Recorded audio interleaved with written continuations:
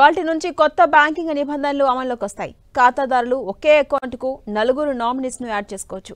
వినియోగదారులు ప్రతి నామినీకి నిర్దిష్ట శాతం వాటాలను కూడా కేటాయించవచ్చు. అదనంగా ఒక కొత్త నామినీ ఫీచర్ అమల్లోకి వస్తుంది. ఒక నామినీ మరణిస్తే తర్వాత నామినీ వ్యక్తి ఆటోమేటిక్గా యాక్టివ్ అవుతారు. ఈ సౌకర్యం గురించి కస్టమర్స్ కు స్పష్టంగా తెలియజేయాలంటూ రిజర్వ్ బ్యాంక్ ఆఫ్ ఇండియా బ్యాంకులను ఆదేశించింది. నామినీ యాడింగ్ కోసం అకౌంట్ ఓపెన్ చేయడం తప్పనిసరి కాదు. నామినీ మరణిస్తే వారికి కేటాయించిన వాటా ఆటోమేటిక్గా రద్దవుతుంది.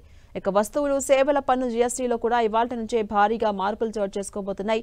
4 స్లాబ్ల జీఎస్టీ సిస్టమ్ 2 స్లాబ్ల ప్రత్యేక రేటుతో రీప్లేస్ అవుతుంది.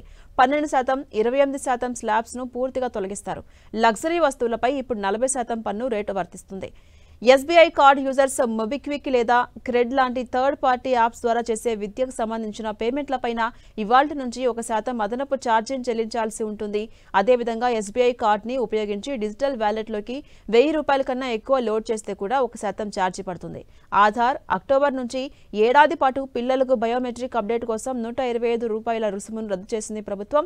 పెద్దలకు పేరు, అడ్రస్ లేదా మొబైల్ నంబర్ వంటి డీటెయిల్స్ అప్డేట్ చేసుకోవడానికి ఫీజు ₹75 గానే ఉంటుంది. బయోమెట్రిక్ మార్పులకు మాత్రం ₹125 చెల్లించాల్సి ఉంటుంది.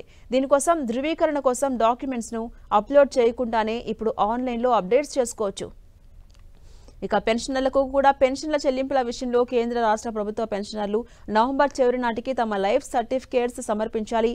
ఎన్పీఎస్ నుంచి యూపీఎస్ పథకాలకు మారాలని యోచిస్తున్న వారు కూడా ఈ నెలలోనే ప్రక్రియను పూర్తి చేయాల్సి ఉంటుంది.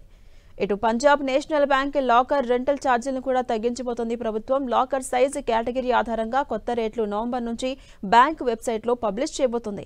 అధికారిక నోటిఫికేషన్ తర్వాత 30 రోజుల తర్వాత ఈ కొత్త సవరణ ఛార్జీలు అమల్లోకి రాబోతున్నాయి.